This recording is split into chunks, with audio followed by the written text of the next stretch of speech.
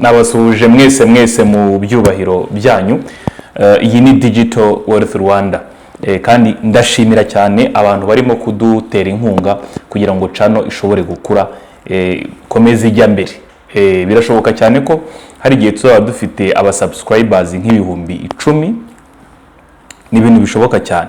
Rero wenda ikintu ngira ngo ngiyeho abantu nuko mu bigaragara online ho hari uburyo bwo kwinjiza amafaranga.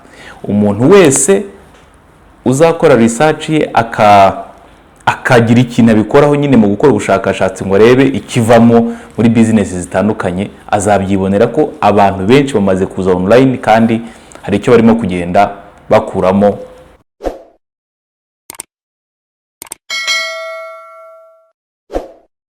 Nongeye kubasuhuza mwese nanone mu byubahiro byanyu.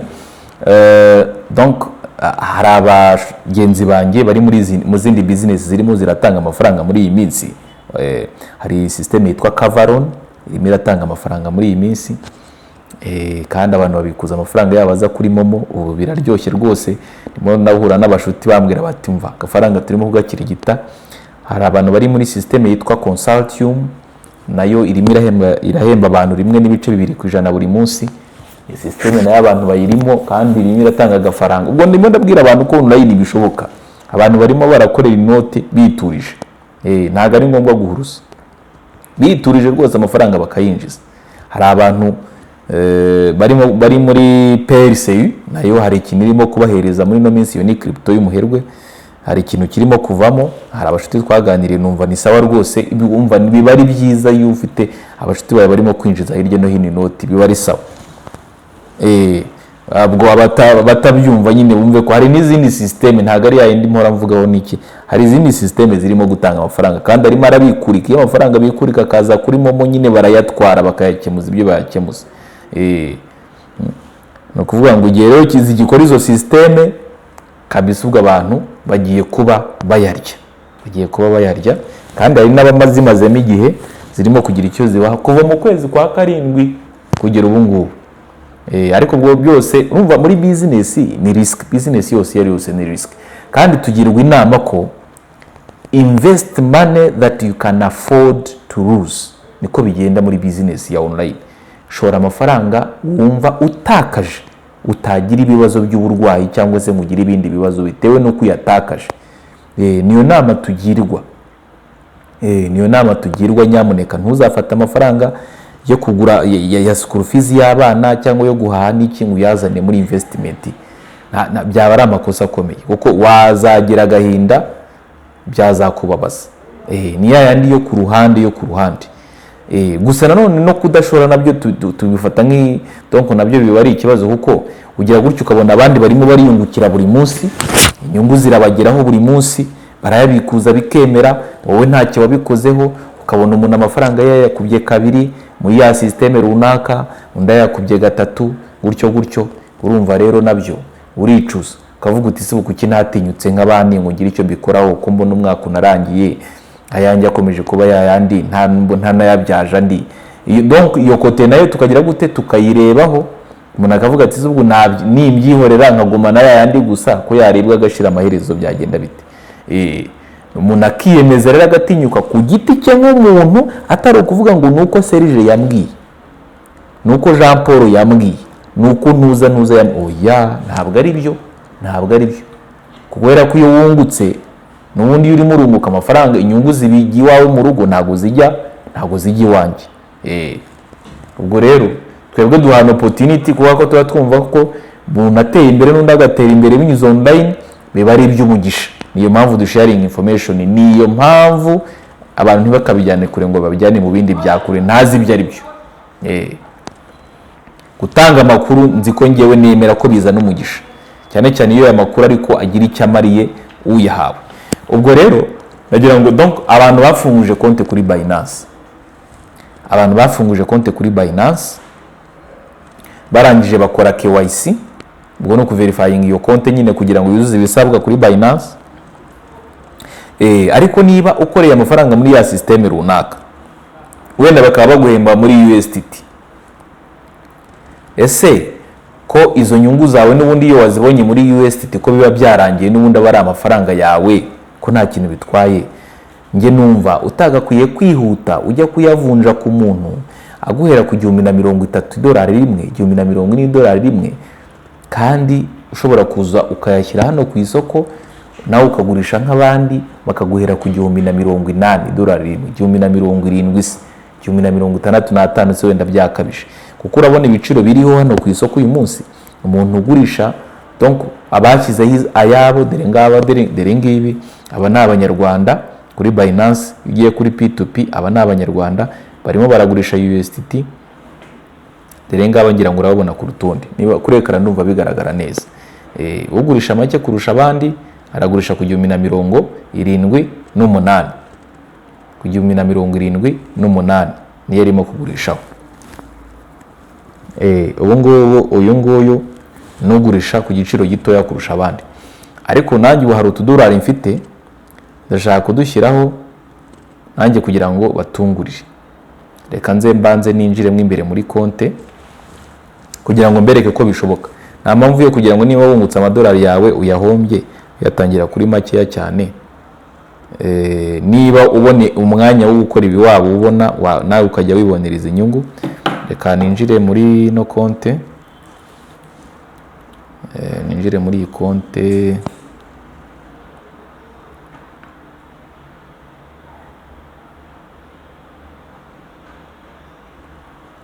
Ariko hari video yabanje, ari video nakozeho nsobanura ku bintu bijyanye na digital currency, aho itandukaniye na cryptocurrency, donc ni intambara ihari muri iyi minsi.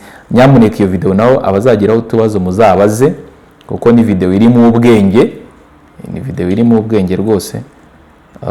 Ngira ngo abantu baraza kuyitaho bayirebe, kuko numvisha hari abantu babyitiranye.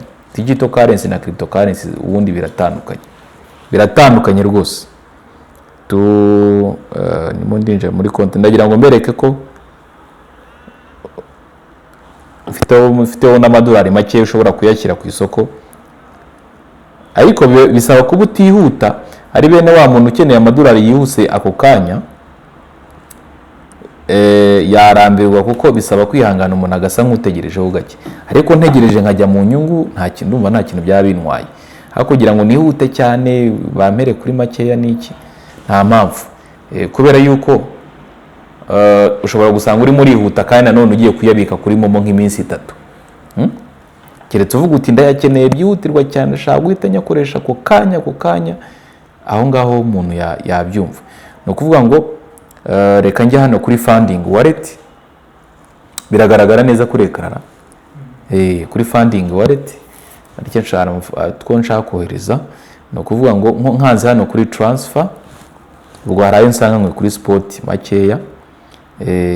Kuri spot ndashaka kohereza muri funding, nkakanda kuri max, narangiza nkohereza. Ni ukuvuga ngo aya madolari mba nyavanye muri fiat and spot muri account yanjye nkayohereza muri funding account. Narangiza nkaza hano muri trade, nkaza hano kuri P2P, hanyuma ubwo umuntu wungukiye amadolari ye muri PLC cyangwa se n'ahandi mu system arimo, yajya yazana tukayamugurira. Kuko ngewe ngura USDT, ngura USDT nkaba nakwishyura cash. USDT rwose zirafasha ku bantu bakora business online, USDT ziradufasha. So n'ubu zifite rero ujye umbwira niba ushaka kubyihuta wumva kunyura aha ngaha no kujya guterekayo ngo bazazigure, wenda ubona byagutinze, ujye uzinyihera. Ngewe ma USDT ndayagura, umuntu uyafite ujye uyanyihera, ngewe nzajya nyakugurira. Rwose nzajya nzikugurira kandi ku giciro kinejeje. Ni ukuvuga ngo ndaza nkajya hano nkakanda kuri I want to sell, noneho ngashyiraho crypto mfite, kuko crypto zigurishwa zo ni nyinshi, ntabwo iyo mfite ari igurishwa gusa, hari n'ubundi bwoko. Igiciro kiriho lowest order price ni 178. So niyo nashyira kuri floating, igiciro gihindagurika, wenda ngashyiraho 100,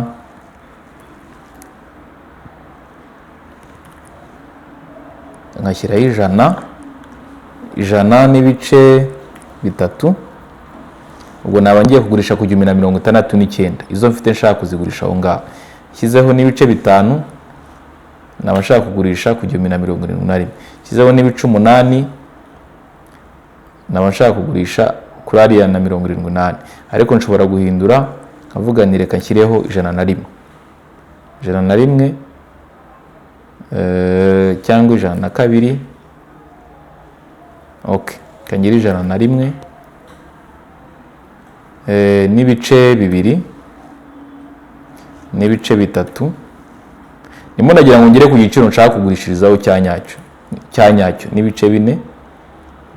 Okay, n'ibice 3 3 2.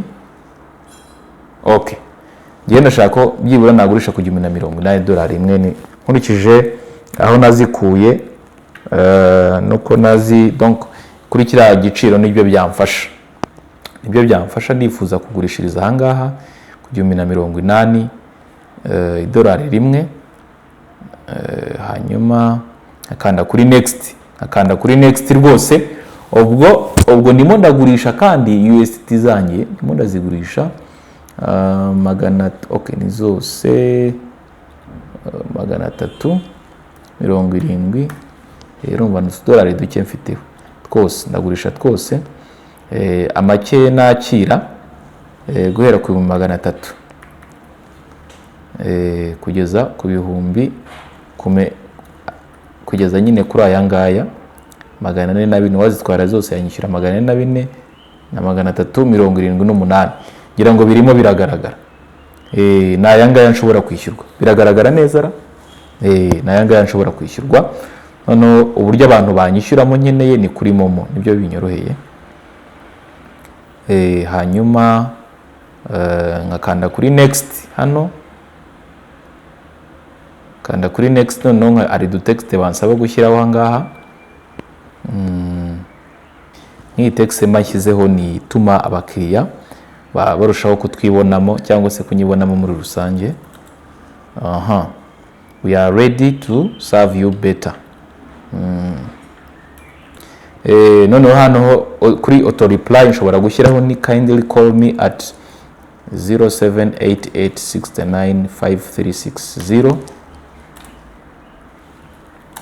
for a quick service. Ubwo mba nshyizeho ngo umuntu ukeneye kungurira agiye ngo mwahita amamagara kugira ngo serivisi yihute, kuko hari igihe naba ntari hafi ya telefone ako kanya, cyangwa se ariko iyo ampamagaye yakoze order akeneye izo akeneye akahita amamagara, bituma serivisi yakwihuta. Ubwo ngiye nuko mbihisemo. N'undi ashobora guhitamo ukundi yandika. Ibi nibyo nimo gushyiraho nk'umuntu ushaka kugurisha. Nakanda kuri post, bagahita banyereka ngo ndashaka kugurisha kuri kino giciro, bampaye amafaranga muri iyi range. Umuntu wanyishyura guhera kuri 300 kuzamura nta kibazo. $2 ngurisha ni turiya turagaragara. Iminota transaction ishobora gufata ni 15, ariko n'ubundi ntago akenshi nta nubwo igeraho. Confirm to post, na postinga nkategerezaho gatoya connection ikagenda ituruna. Okay. Ubu ngubu ukuntu bimeze, ninza kureba ku rutonde hano kuri P2P, ibyo ari byose ndaba ndiho nkuko abandi bariho, ndaba ndiho. Mpamvu gihe ntakunze kuzishyiraho niyo nzifite, njya ngira amahirwe nkabona abantu bazikeneye. Hari abantu basigaye barimo gukenera USDT muri no minsi. Rero iyo mbonye umuntu uzitwara mu buryo bwihuse ntiriwe njya kuri platform, biranyorohera. Kuri urutonde rw'abanyarwanda barimo kugurisha USDT rero witegerejeho nanjye ushobora kumbonaho kandebe 78 kandi freshinge turebe.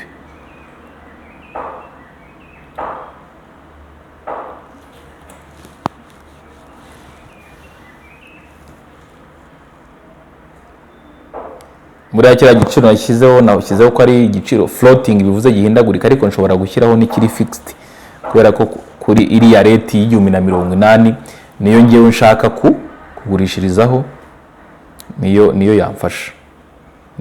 Reka ndebe mu barimo kugurisha kuri liste niba ndiho. Ndabona kuri liste ibanza hejuru ntahise nzaho. Reka ndebe ngo ndi kuyihe, kireho kuri kabiri ndebe niba ariho nza.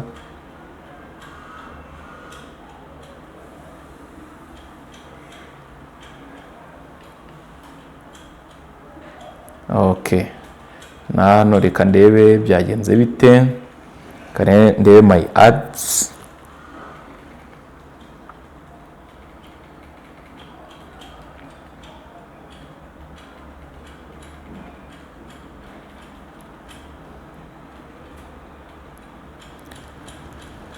Kanongere ndebe neza kuri P2P bifashe bite, ese ku rutonde ndiho neza ndagaragara, kuko nkwiye kuba ngaragaraho nk'uko abandi barimo kugurisha bagaragaraho. Nanjye nkwiye kuba ndiho kandi bigaragara neza, n'igiciro ndimo kugurishirizaho ngo nangahe.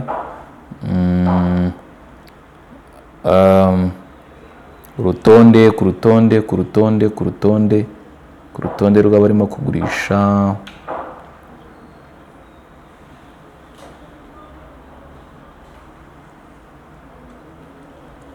Lowest to highest. Okay, na 80. Reka nshyireho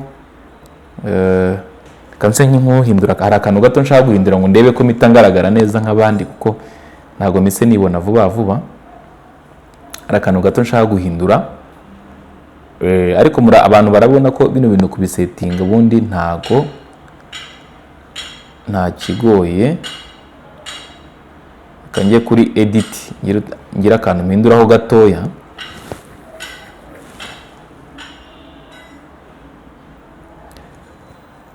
Okay. Igiciro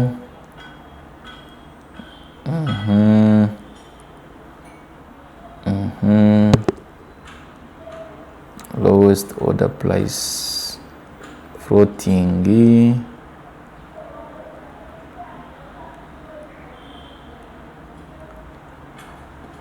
Ubu nimo nditegereza ngo ndebe akantu nshobora, niba hari agakoza kaba karimo. Okay, kanshyire nkaha kugurisha ku 1080. Kanongereho make. Nibaza kongera ahubwo nibwo nagurisha. Shaka gushyira nko ku 1081. Okay, hano 1081 akaba ariho nagurishiriza. Then nkakanda kuri post, confirm to post.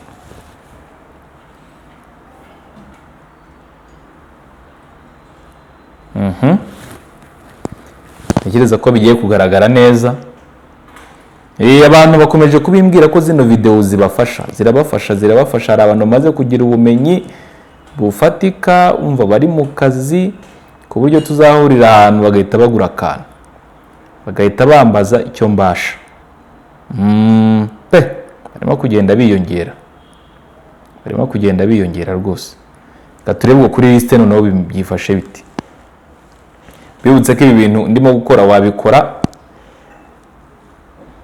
uri i Burayi, uri muri Amerika, uri mu ntara se. Murabona ko noneho ngaragaye. Username yanjye ni Ramos35. Dore ngiyi. Ye nashaka kugurisha ku 1081. Amadolari yanjye ni makeya, sibyo ko ndabona hari abane tunganyije kugurisha dukeya. Ngewe ni 378. Hari abantu baba bavuga bati byibura ngiye nkorana n'umuntu nzi neza. Urumva Serge uramuzi rero. Serge agira YouTube channel yitwa Digital Wealth Rwanda, sibyo? Harimo n'abafite contact zanjye bisanzwe. Urumva kijyanye no kwizerwa cyo kiba cyakemutse. Hariho n'undi muntu wambarira ati se ubwo ndamutse nkohereje amafaranga ntunyohereze USDT. Reka da, iyo nyohereje amafaranga hari ahantu hita ukanda havuga yuko unyishyuye. Urumva, ariko aho hantu birabujijwe kuhakanda utarishyura, kuko nanjye iyo mbwiye Binance yuko uhakanze utanyishyuye bahita bagufata nk'igisambo. niko bimeze. Ariko iyo wanyishyuye ukahakanda nanjye nkemeza ko payment nyibonye, ubundi ukimara no kuhakanda kwanza ubwabyo USDT Binance-Isoko Binance ihita izifatira ako kanya, ntabwo nazibikuza, nta kintu napfa kuzimaza. Choice mba mfite yonyine nk'umuntu uri muri business kandi ushaka gukomeza muri iyo business ni ukukoherereza umutungo wawe ukakugeraho ku gihe, kugira ngo ahubwo nshobore kugira n'amanota meza. Nuko ngewe bino bintu ntabikora mu buzima bwa buri munsi kubera yuko ngewe preferringa kugurisha ku bantu direct bikihuta kurusha kuza kuri list hano nkategereza. Ariko umuntu avuga ati uburyo bwo kunyura hano umuntu agategereza, cyane cyane nk'abagira USDT nyinshi, nibwo buryo buborohera kandi murabona ko bikunda. Niba najya kuri iyi list bivuze ko nawe utarayijyaho na rimwe wayijyaho, nicyo bisobanuye. So hari preferring iyi nzira yo kugurisha gutya. Rero transaction babona ko bakozemo transaction nyinshi cyane, ntago nakigereranya nabo kubera ko nakunze kuhakoresha. Ariko mu bigaragara murabona ko ari uburyo bwiza bwo kuba waba ufite USDT bikarangira ufite abanyarwanda kuri mobile money wishyuwe mu mahoro rwose, bakoherezwa amafaranga yawe, yaba ari kuri Equity, yaba ari kuri Momo, yaba n'ahandi hatandukanye. Nyamuneka iyi channel ni ukuzajya mwohereza link ku zindi mbuga kugira ngo ishobore no gukura, kuko ubumenyi bucaho n'ubw'umumaro cyane kuri babana baba bavuga ngo akazi karabuze, ngo ibyo gukora n'ibikeya. Ntabwo akazi kabuze, ntabwo ibyo gukora ari bikeya, ahubwo ufite amakuru makeya. Komeza ushaka amakuru, hari ayo uzagoga ubona birahuje nawe ugahita ufatiraho, ugahita ukomereza aho ngaho. Nk'ahandi kubereka tuhakura amafaranga nawe kandi byakunda. Isufi yo kubona igishoro gito cyane cyo gutangiza.